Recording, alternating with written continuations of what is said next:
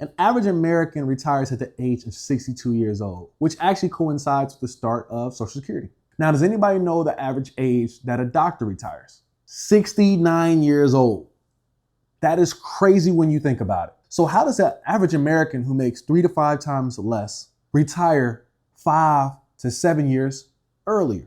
See, the goal is not to necessarily be richer than everybody you know. The goal is for you to save enough and invest enough so you can live the life that you want to live free of any outside influences. And then once you get to that point, it's important that you start changing the way you're thinking about the investment cycle. Welcome back to Generational Dr. Wealth, a personal finance show for doctors. This podcast is for educational entertainment purposes only and does not constitute financial, legal, or tax advice. Always consult your own professionals. Hello. Welcome to Generational Dr. Wealth.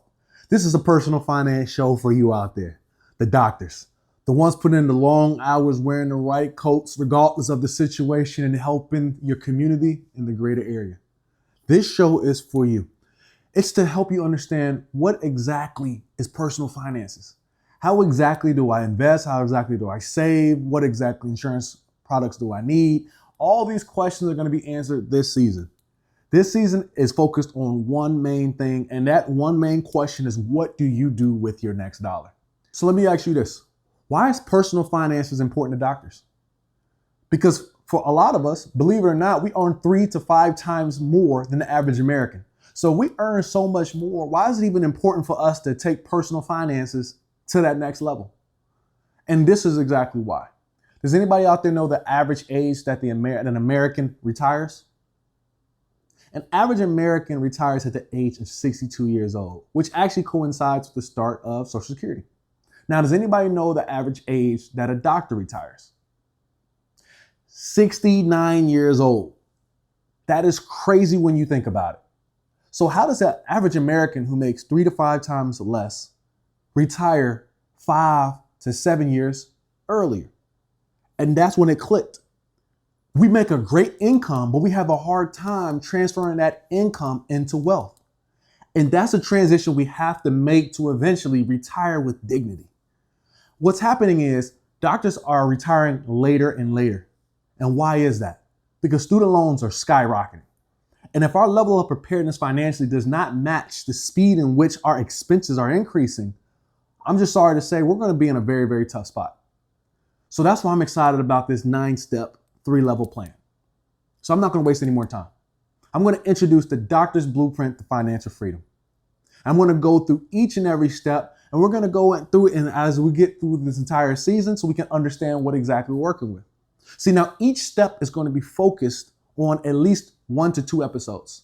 The first episode is going to break down the step, and then the second episode is going to actually answer questions that we receive from doctors to be able to help you implement this and see what it looks like in real life. A little bit of background about myself. I got my master's of business administration from East Carolina University with a focus in marketing, accounting, and finance. Now, to me personally, we learned a lot about corporate finance and finance structures and taxes and all the above. But when I got into actual dental school and I was learning how dental practices are being ran, it had nothing to do with this.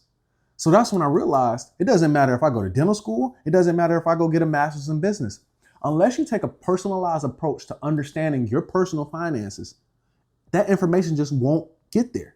So you have to really get interested in it. So let's not waste any more time. Step number 1, ensure your foundation. See, this one is just so important. Why?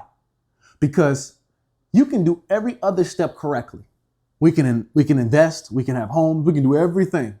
But what happens if we don't have the proper malpractice insurance? As I like to call it, professional liability insurance. What happens? That means you're one lawsuit away from losing everything that you ever worked hard for. Then another piece of insurance that we got to really take seriously is what I like to call income protection. Some people call disability insurance. What happens if before you're able to build up the funds you need, something happens to your health or to the health of a loved one who is also a white coat? It puts you in a very precarious situation, especially when you're still on the hook for $300,000, $400,000 of student debt. Or on top of that, $1 million practice note. Or on top of that, another $500,000 to $1 million for a home. See, that's why it's before we get into investing, before we get into saving, before we get into all of that, the first and most important step in this process is ensure your foundation. This is so key. We got to make sure we have all the proper insurances lined up to make sure you're protected for the long run. So I'm going to list a few of them out. As I've already said, income protection. As I've already said, professional liability insurance. And then one of them, the most and underlooked things is term life insurance. So for a lot of us out there, we've heard about a lot of different life insurance products, but I'm here to tell you, as you're starting out your journey, more than likely, you're going to be good with a term type policy. Again, we'll get into it as the episode goes on. Let's move on to step number 2. Step number 2 in the process is start your freedom fund. What exactly does that mean? See, freedom is not free. A lot of people had to die for our right to be able to sit in this safe country and be able to speak on a podcast and not have to worry about a bombshell going off in our front yard. That's because someone paid for that freedom that we get to enjoy. In the same way, when it comes to your ability to say no, that costs. And I really implore all of our white coats out there to save up that freedom fund. So if something at your job does not resonate with what you believe to be right or wrong, you can easily walk away and say, you know what? I don't vibe with this. This does not match the kind of care that I want to provide long term. Or let's say you just burnt out and say, you know what? I need to take a little bit of time off. This freedom fund is going to be so important. And I'm going to give you a little bit of teaser here. This freedom fund consumes 3 different steps out of the 9 steps. And it's on all 3 levels. So it's important for us to understand why the freedom fund matters so much. So when it comes to starting your freedom fund, our only goal is 1 month's worth of income. That's it. 1 month worth of income. If you can just live, for instance, if you just graduated, can you live like a dental student, a medical student, a pharmacy student for just 1 more month? And in that way, you can save the entire check and put that into your freedom fund. Get that started, get that funded. Now, we're going to move on to step number 3. Step number 3 is cut the wealth killers. I'm going to read it out to you verbatim. Pay off your high interest debt, 8% or higher. See, now this is so important. Before we even get into investing, we have to make sure that we have a strong financial foundation. Now, imagine if we're investing in stocks and we're pumping so much into it, but we have a credit card bill behind the scenes that's taking up 20% of interest that is charging us. Now, what we're doing is we're investing with one hand and we have a hole in that bucket that is flowing out quicker than the investments can fill up. And for a lot of us out there, that's what we're doing. We're investing, we're saving, we're doing all the right things, but in the wrong order. Before we make sure we have the proper insurance in place, as we just talked about. Before we at least have a freedom fund in place with 1 month's worth of income. But we want to make sure after we do those things, we have to attack the high interest debt. Because when something is more than 8% and the stock market returns inflation adjusted returns of 7% annually over the last 30, 40, 50 years, you're technically losing money by investing before you taking and addressing these high interest debt. Now, I'm not a debt crusader that says get rid of all debt as soon as possible. See, we're going to get into it later on because a lot of people ask us questions, should I attack my student debts aggressively? Now, I'm one to say put it in buckets. Not all debt's going to be at the same interest, but I do want you to start attacking that 8%, that credit card debt, that high automotive debt, whatever it is, start attacking that first. That leads us to step number 4. Step number 4 says build your freedom fund. See, step number 2 says start your freedom fund. Now we're going to go into building your freedom fund. What exactly does that look like? Now we're going to go from 1 month's of income. We want to continue to build it up to the point of 3 to 6 months of income. Now, why is this important? Because when you have 3 to 6 months of income, technically, if your expenses are in line, you really have about twice as much time as that as far as your expenses are concerned. Meaning, for instance, let's put it into numbers. Let's say you make $10,000 a month and your expenses are $5,000 a month. By saving that 1 month of income, you technically have 2 months worth of expenses. But once we start building our freedom fund and we get to 3 to 6 months of income, then you technically have about 6 to 12 months worth of expenses. And this is going to be so key because as you continue to go through your career, one thing that truly leads to burnout is feeling like either 1, you're not making progress, or number 2, you don't have options. Now, when you have a nice, fully funded freedom fund, or excuse me, you're just building it up at this point, you have options. You can say no. You can say, you know what, I want to cut back from 4 days or 5 days a week down to 3 days a week. You know what, maybe I want to stay home with my kid. We just had a young son ourselves. Maybe mom wants to take a step away, dad wants to take a step away for 3 months and come back after. See, this freedom fund does exactly what it says. It provides you freedom, but it's not free. You have to fund it to be able to purchase freedom a little bit later. That leads us to step number 5. And that is invest, invest, invest. This is one of my favorite steps. I'll probably say my second most favorite step. This one's all about invest in exactly in this order. Really hear me out. I want you to invest in this order. I want you to invest into your employer match, your Roth account, your IRA, your 401k. What exactly does that mean? First, you want to make sure you get your employer match. So if your employer is paying you, or your employer will match 5% of whatever you put in, go ahead and match that 5%. That's a guaranteed 50 if they match half, or 100% rate of return. Meaning if I put in, let's say 5,000, they're going to put in 5,000. That's an automatic 5,000. I'm going to get that first. From there, we're going to move on. We're going to move on to our Roth IRA. And this is so important because when you start reaching the levels of retirement, these funds that you put in are tax-free. So once you take the money out, you're not paying any tax on it because you already paid taxes on it on the way in. So everybody gets a paycheck out there, right? The money that actually hits your bank account is available to put into your Roth IRA. Now, you might need to do a backdoor Roth because you're a higher earner, but there's ways around that. And all these are completely legal. And I advise everybody out there, talk to your advisor and start strategizing to figure out how can you invest properly. Then from there, I want you to start hitting your 401k, okay? I want to make sure you're maxing out your employer-sponsored 401k every single year. Because guess what? If you get your match, if you put into your Roth IRA via backdoor, and you max out your employer-sponsored 401k, that means you're saving $30,000 to $40,000 a year. See, that's a nice chunk of change because now when you start hitting the retirement ages, you have different buckets of money that you can pull from. And that's why I love invest, invest, invest. When you get this one right, it really sets you up for success. Now let's recap. When you talk about invest, invest, invest, when you get your next dollar, a lump sum payment or whatever it is like this is the order you want to be putting money into your accounts. You want to be number one, you want to max out your employer max. Again, if your employer gives you 3% or 5% of your income and they'll match that, make sure you're putting in enough to get that full match. That is free money. You cannot get a better return in the market than absolutely free money. That's key. Number two, you want to be putting into your HSA. This one is your health savings account. If you have a high deductible health plan, you qualify for an HSA more than likely. Again, check what you're carrying. This one's important because this is what we call a triple tax advantage account, meaning when you put money in, you get a tax deduction. As it grows tax-free. And when you take it out for health-related expenses, it's also tax-free. I mean, there's no other account available to us that does better good than that. And I like to call it a sneaky quadruple tax advantage account because you also get a state level tax exemption for the funds that you put in. Outside of 2 states at the time of this recording, and that's California and New Jersey. For some reason, they don't give you a tax deduction for that. But for the states that I'm in, and more than likely the states that you're in, you also get a state level tax deduction.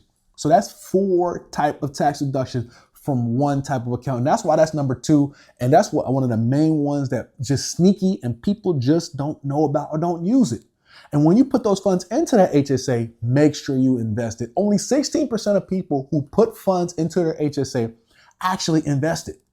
For some people, they put it in and use like a credit card. And I don't want you to do that. I want you to put the funds in and I want you to forget about them. I want you to invest in whatever you want to invest in, close your eyes and just let it grow as time goes. But I want you to keep your receipts from any health-related expenses so you can always pay yourself back in the future because there's no time deadline for how long it takes for you to reimburse yourself.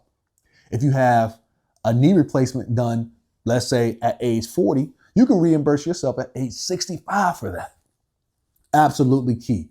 Next, we're just going to move into our Roth IRA. This one, y'all know Roth IRAs is one of my favorite accounts. This one is you put the money in now that you already paid taxes on, and it grows tax-free.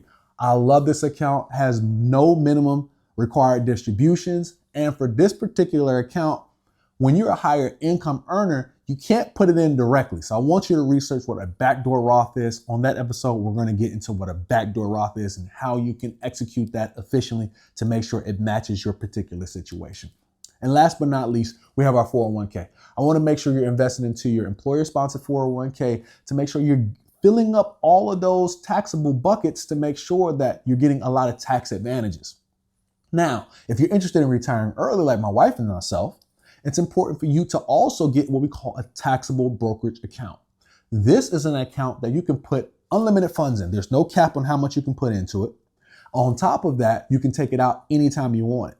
Now, I would say, I want you to have the mindset of putting money into your taxable brokerage account and have the understanding that I have to probably keep it in there for a year, because when you keep money in your taxable brokerage accounts that you've invested and you hold a stock for over a year, it unlocks different kind of possibilities.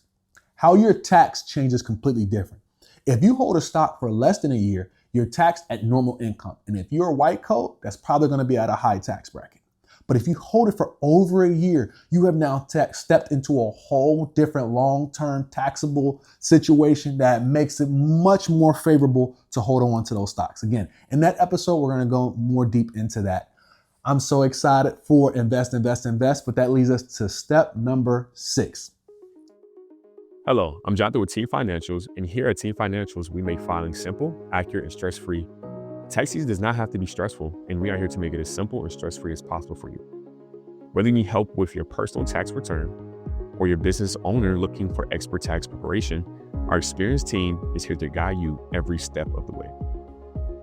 We don't just file your taxes. Our slogan here at Team Financials is we educate so you can elevate, because when you understand your finances, you make stronger, smarter moves for your future. If you mention Dr. Wealth with filing with us, you will receive $75 off your personal and business tax preparations. Ready to get started? Please reach out to us at 704-412-4242 or book directly on our website at teamfinancials.com. Take care. Have a good rest of the day. Bye. This one is create your sinking funds. So what's a sinking fund? A sinking fund is an account that you set up for expenses that you know are coming in the future. There's no avoiding. You know the car that you're driving now, you're probably not going to be driving in 10 years. So it's important for you to go ahead and start putting funds away now for that future purchase. If you have kids and you want them to go to college, then you know that expense is going to be coming one way or another. Now, you might not want to help them out with all their college funds, or maybe you do want to pay for all of their college. That's going to be an expense that you don't want to wake up and figure out, how do I pay for it? Instead, you can put a little bit away now into some tax advantage accounts and let it grow. And then the last kind of sinking fund that we like to talk about is your housing fund, your down payment for your house, okay? But first, let's rewind. Let's start with the college fund.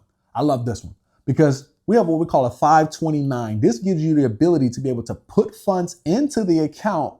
That's going to be after tax money. You can put in, grandma can put in, anybody can put in, even for our son. I tell him, listen, don't buy him any gifts. I'll send you the QR code to his 529, and you're more than welcome to contribute to his 529 directly, because he's going to lose toys. He has too many toys. But when you put into his 529, you are literally investing into his future. This gives everybody in your community an opportunity to build towards a future college expense that we all know is coming. So now when everybody puts into that account after tax money, when it's inside it and you invest it, it rolls tax free. Then when you take it out for school related or education related expenses, it's tax free. I love a 529, but we'll get more into it into that episode. Next, that leads us into a car fund.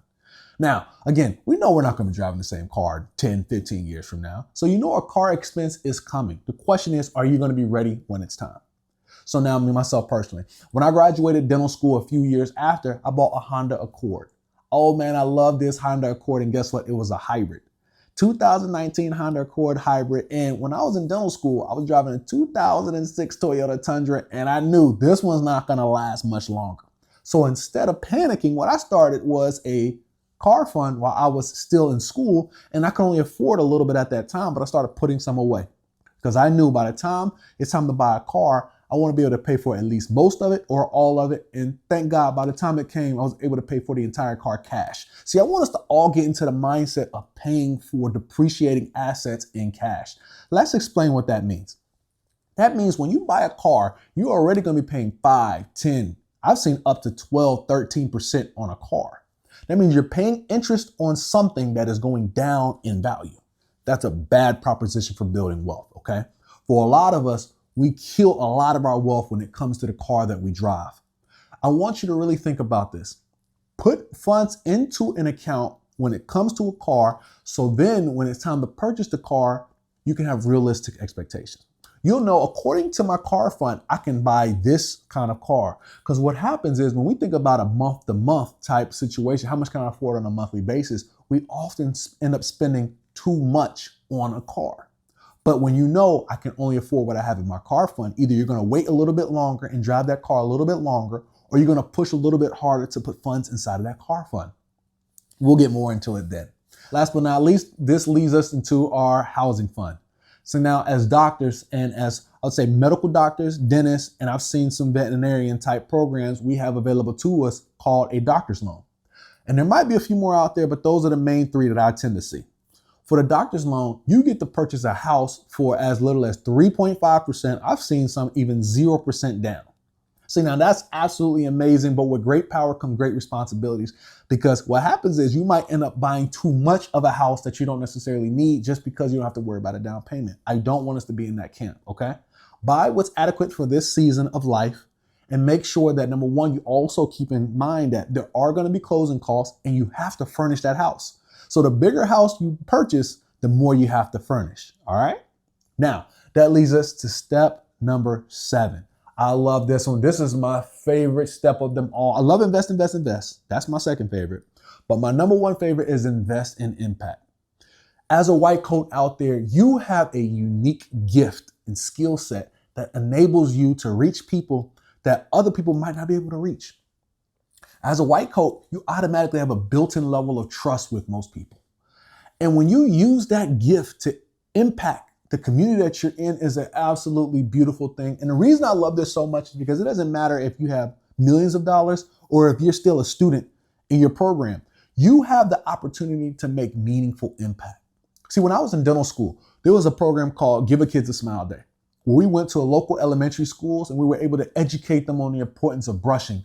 And more importantly, just allow them to be one-on-one with dentists and break down that fear factor so they can believe one day I can achieve and be in the same position. So now if you're a pharmacist, imagine if you go to an elementary school and you break down what do you do on a day-to-day basis and encourage students that maybe they want to become you one day. Or orthopedic surgeon, whatever it is like that. Understand, even you just being a resident or a student, you have the ability to reach individuals who are one day striving to become you and really be able to impact their lives in a very meaningful way. Now, when you're able to be more established in your career and you have more funds behind you, now you have the opportunity to now put your money where your mouth is, or put your money where your heart is, what I like to say. Because when you think about investing impact, this gives you the opportunity to invest your hard-earned resources into things that you are most passionate about.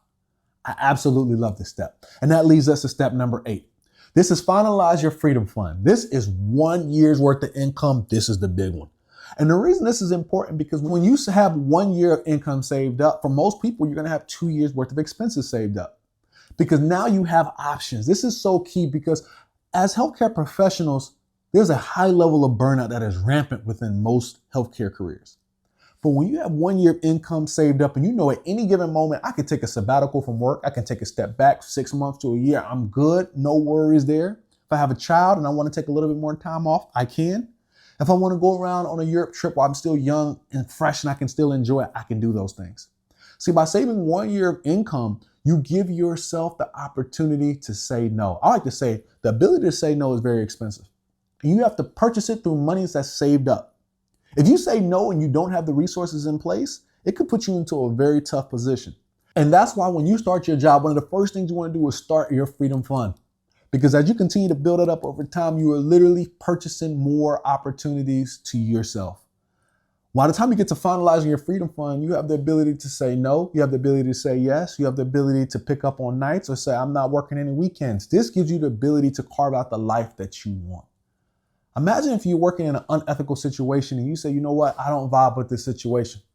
When you have financial pressures on you, it forces you to the edges of compromise. So when you have a nice finalized freedom fund in place, or at least started your freedom fund, this gives you the ability to say, you know what, I don't agree with this. I prefer to walk away. I'll leave the contract as is. Give yourself the opportunity to say no, even if you might never use it. It's always nice to have it.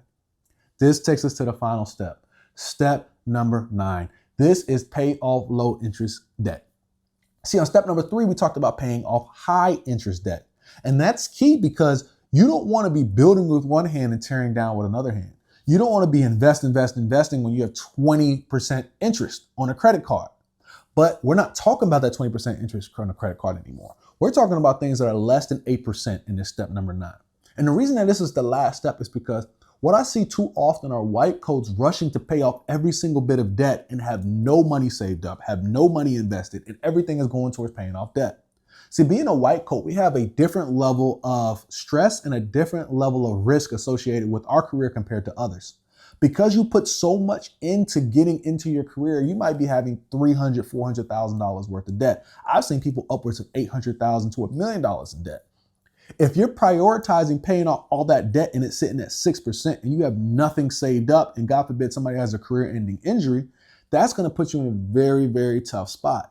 So instead, you want to make sure you're working a good balance between, okay, I'm investing, I'm creating my sinking funds, I'm finalizing my freedom fund, and at the same time, working in the background, you're going to be paying all your minimums on anything that you owe that's below 8%. You're not paying extra yet. By the time you get to step 9, now you have the ability, okay, I have all my accounts fully funded. I'm on a monthly basis. They're getting automatically deposited. With the excess funds, what do I want to do with it? Now you can start taking big chunks out of your student loans that are below 8%. Now you can start thinking about paying off your 4% mortgage, 5% mortgage. At this step is when now you can start allocating resources towards things that are not necessarily urgent. But again, by the time you get to step 9, you already have your sinking fund. You already have your insurances in place. You're investing heavily. You're already investing in impact. And now you have excess funds sitting. And now you can attack whatever you feel that you don't like sleeping comfortably with. And as people start moving into retirement, it's actually a nice financial strategy to deleverage by reducing the amount of debt that you have, even if it's under 8%. That's when you can now minimize your mortgage, minimize your student debt, cut out the car payments, all those different things like that if they're below that 8% threshold. Now, make sure you're doing things in the proper time. I don't want you rushing to pay off debt before you have now put yourself into a strong financial position.